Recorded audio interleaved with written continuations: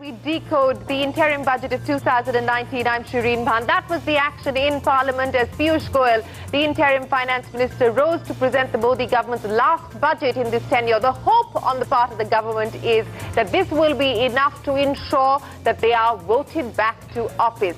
Now, there's been a little something for everybody, from the farm sector to the salaried class. The question is this enough? Is it too little, too late as far as the farm sector is concerned?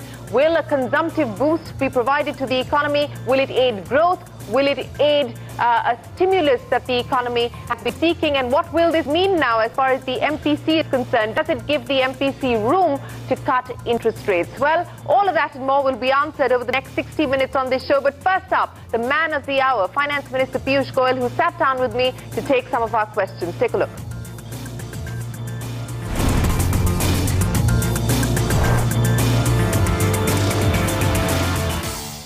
How long did you take to prepare the budget speech? And also, people who've tracked you say that there were specific flourishes in the budget that had the Piyush Goyal signature stamp. For instance, the measures that came in for the housing and the real estate sector, the creative or clever amendment to Section 87A. Is that the Piyush Goyal stamp on the budget? Well, I promise you, the Honorable Prime Minister and Sri Jaitley had put in all the hard work in crafting the interim budget. It's clearly an interim budget. There are so many things we could have done, we would have liked to do, but what more would you have liked to do? You made several tax proposals, sir, which is unusual, which is a break from convention. Well, I kept the tax proposals, tax rates absolutely the same. Right now, because these small taxpayers would have otherwise had to suffer the ignominy of having TDS for April, May, June, and then go back to the department and take refunds. Our idea was that at least they will have certainty and they can, at least there'll be no tax deduction, they won't have the pressure of taxes. And the smaller section, the middle class, which has to plan its budgets, will find it much more convenient given the fact that there's certainty right up front. I thought it was necessary to announce that. Some of the measures on housing are practical difficulties which people come and tell us, which I thought would be good. It would give a support to people who want to buy a new house, support to affordable housing. Other than that, I think this has remained largely interim. I don't know how you say it's remained largely interim. Let's talk about the farm package, for instance. Now, you have allocated 20,000 crore rupees in financial year 19 and 75,000 crore rupees, that is for FY20. That doesn't really qualify as a proposal that an interim budget would take forward. Well, that's a proposal of the current year. The scheme is already now introduced and effective from 1st December 2018. So it's a current year proposal and will continue into the next year. Okay, I just want to spend a little time talking about the farm package. To start with, there was a period where the government did not seem to acknowledge that the farm sector was facing a crisis, that there was an agrarian problem that needed to be addressed. The opposition says this is too little, too late. Leave that aside. How are you going to implement this scheme? How quickly are we going to see money being allocated into the bank accounts of the beneficiaries? When will the beneficiaries be identified? And how did you arrive at the 6,000 rupee number? Because if you look at all the other estimations that have been done or the current schemes that are available by state governments, it doesn't correspond to that. First of all, madam, this is a mark of respect that this nation is paying to our farmers, particularly the small and marginal farmers, who have served this nation very honorably. Here we have not kept it linked to the area, to the size of land holding. It's a mark of respect for all those with a holding under 2 hectares or up to 5 acres, who will get this benefit once every 4 months. So gradually we are moving farming to 3 crop pattern. And each crop they will get 2,000 rupees. It will help them in their day-to-day small needs, buy some fertilizer, buy some books for their children, pay the electricity bill. The idea behind it is to actually acknowledge the important role that they are playing and to ensure that the very small farmers also get some benefit. If you look at it, this is the first time a sustainable respect has been given to the farming community. Now, let's take a 10-year period. I would be giving out 750,000 crores, 7,50,000 crores to 12.5 crore farmers over 10 years. look back at what happened from 2004 to 2014. All that the farmers got was one loan waiver. That also badly implemented. The CAG has raised all sorts of objections. Money was siphoned off. Political patronage is evident. They promised 70,000, provided zero in the 2008 budget, provided zero in the 2009 budget, and left it for the next government to pay. Ultimately, they gave only 52,000 crores, probably to some 3.5 crore farmers. So how much did each farmer get technically at an average? Some 12, 13, 14,000 rupees. And how much did all the farmers, what will they get because of the scheme? 60,000 rupees for every farmer. Particularly the small farmers, up to 6,000 into 10 years. I'm talking of a 10-year UPA. We'll be giving this every year, consistent. So it's basically an income support, not that that income is guaranteed, that income is taken care of. We would love our farmers to have much larger incomes. And that is why if you see 4 years, 4.5 years, we have consistently focused on sustainable development. We ensured they all got soil health cards. We started investing in all the incomplete, corruption-ridden irrigation schemes of the earlier government.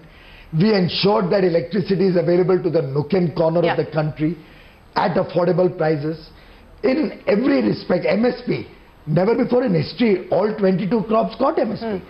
I would dare say, what we procure under MSP in 1 year, the UPA did not procure in 5 years. So I think it's a scheme which is very sustainable. It's a respect for our annadatas. And as far as implementation is concerned, obviously we'll write to the states.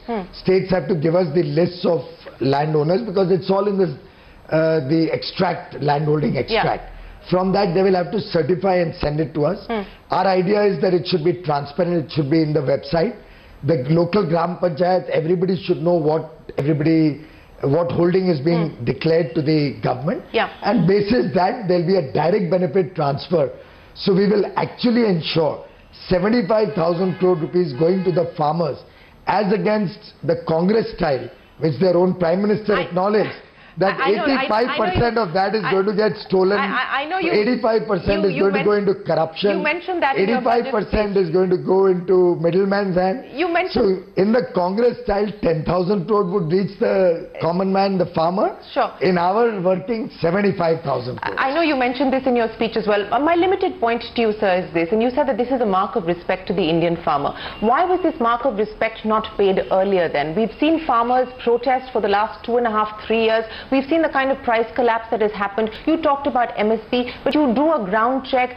MSP is not actually being procured. The procurement is not happening at MSP prices. So this has not been something that has been brushed under the carpet. It's been there in public discourse and on public display. So why did it take you till the last month of your tenure to deliver on this? To your question.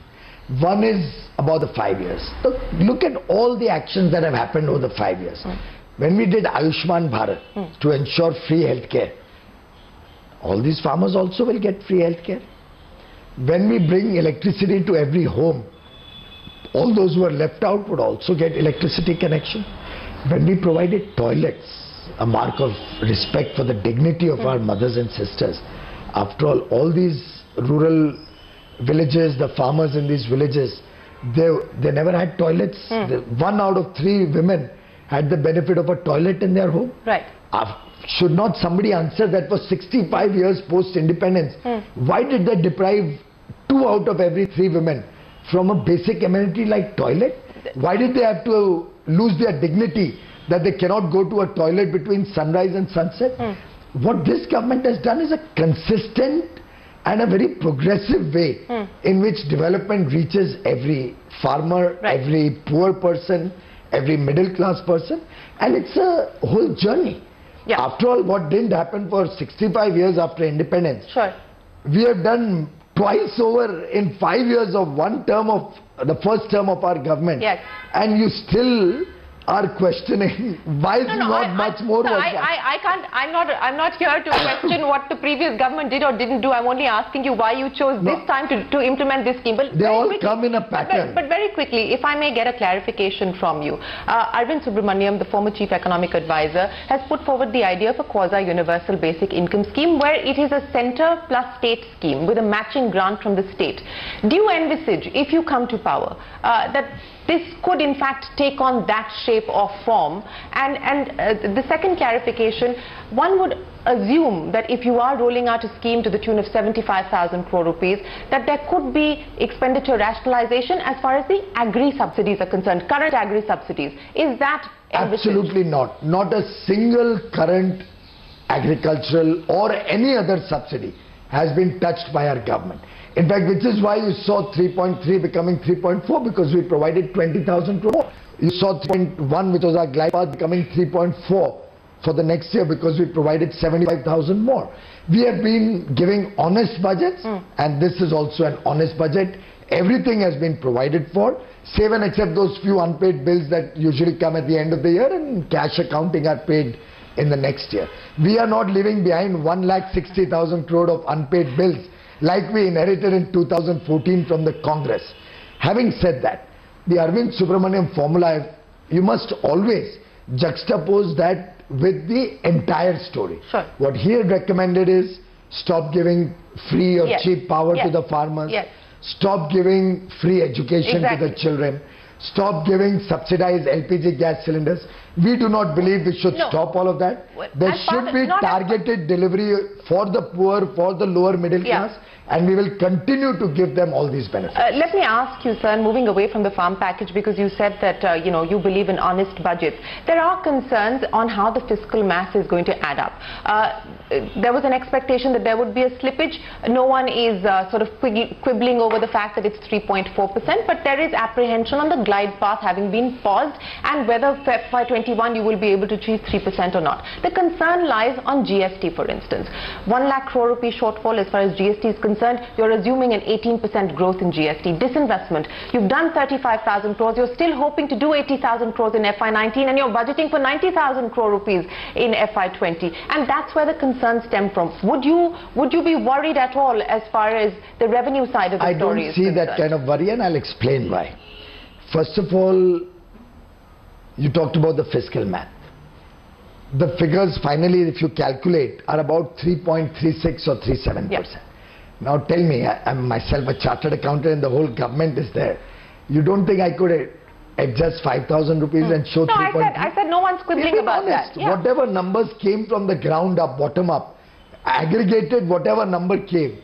The Prime Minister said we give an honest budget, we don't adjust numbers. We stick to what we are going to do.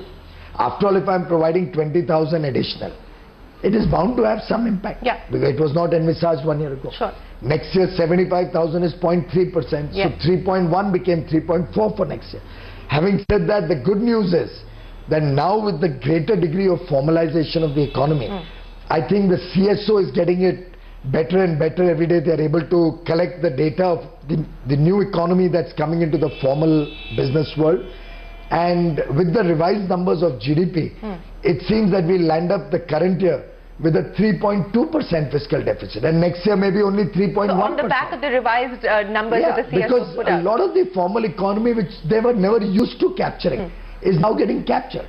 As Mr. Jaitley rightly says, India for the first time is placing a premium on honesty. And in some sense, the larger collections of direct tax, the larger collections of GST are premised on our success in formalization, greater formalization of the economy. And very clearly, you saw the number of GST this month, about 1,03,000 crores or thereabouts. And this is on the back of 80,000 crores of concessions given in the last few months. Now, originally, all the rates were kept at, by and large, lower than the pre-GST level. On top of that, almost 400 items we reduced the rate. 80,000 crores further given. in income tax, for instance. Just on GST, can we expect any further rationalization? You've talked about this need to... Why not? We are always open. In this financial year. Well, whenever the GST council needs... cement, etc. Do you believe that now you've crossed 1 lakh crore rupees, you will take that proposal to the council? Madam, these are decisions with the GST council takes. Government cannot suo moto take that decision. We will obviously be putting up to the GST council, for example, for homeowners. We believe that that's one area where we should have lower rates of GST. We've already submitted it to the council. A group of ministers has been constituted to look at it, and we do hope that they're able to improve some of the anomalies that have come into the GST tax structure on housing, particularly affordable housing. In the same vein, we may find some other products, I don't know. That's for the GST council to decide. They'll have to balance revenue considerations and the need on the ground for lower rates. But I think a practical approach will always help. Practical approach with lower moderate taxes always expands the base and improves the formalization of the economy. And that's been the success of Prime Minister Modi and Mr. Jaitley in successfully moving the nation away from the past to a new world. Since you're talking about a new world, and I know we don't have enough time, but let me ask you about growth and how confident you feel that the measures you've been able to do today will be able to spur consumption, because that really has been the driver as far as the Indian economy is concerned so far. There are also concerns on the quality of the government's expenditure. For instance, headline capex on account of the central government is forecast to grow at only 6% year-on-year versus 20% in FY19, and that raises concerns as well on the quality of expenditure. Secondly, the view is, could we see further expenditure compression going forward if the revenue picture doesn't look as rosy as you believe it does? In the last 5 years, whatever we budgeted, we have met both on revenue and on expenditure. This is one government which has been very prudent in its financial accounting. So therefore, I'm not so sure one needs to already run down the path of if this happens and if that happens. We've been honest in our budgets and we've met our targets.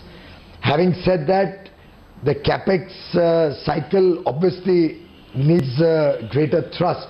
But at the same time, the 7th Pay Commission, we recognize and accepted at one shot. We did not hem and hedge and have huge agitations all over the country before we accepted it.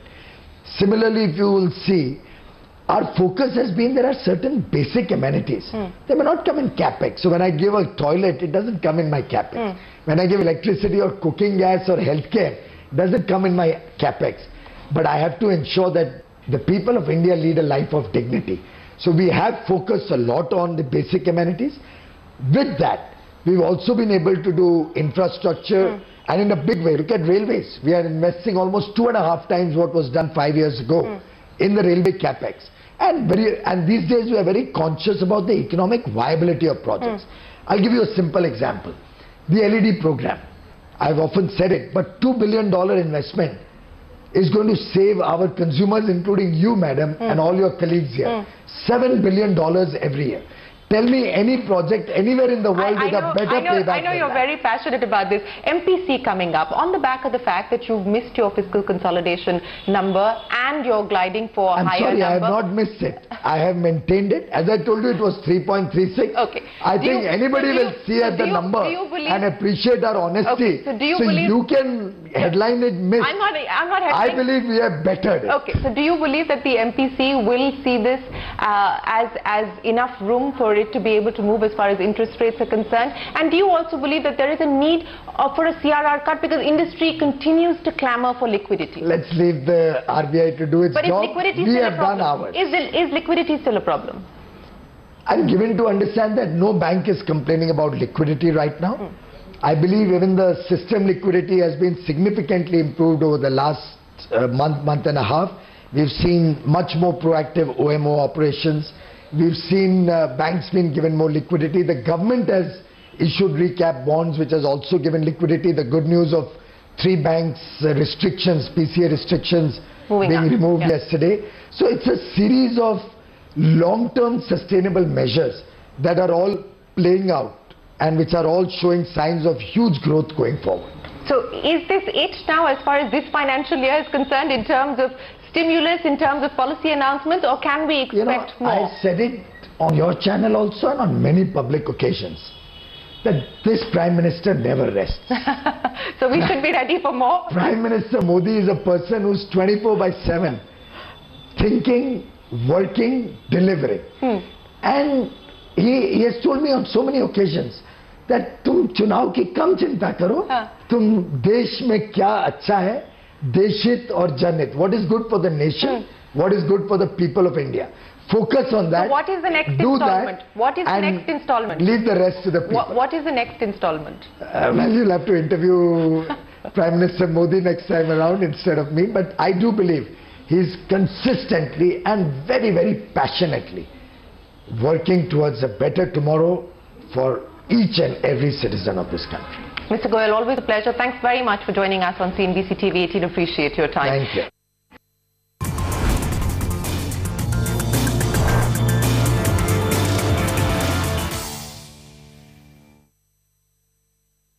Well, that's the Interim Finance Minister Piyush Goyal defending the budget and the rationale behind the announcements that have come in. But here's more from Arun Jaitley, who's currently in New York as he recovers from medical treatment. Arun Jaitley says that the opposition must not shed crocodile tears and that the government has proven its reformist credentials by not going the loan waiver route but going the minimum income support route. Take a look. What did the UPA do within 10 years in power? A one-time loan waiver of 70,000 crores. Only 52,000 crores were waived.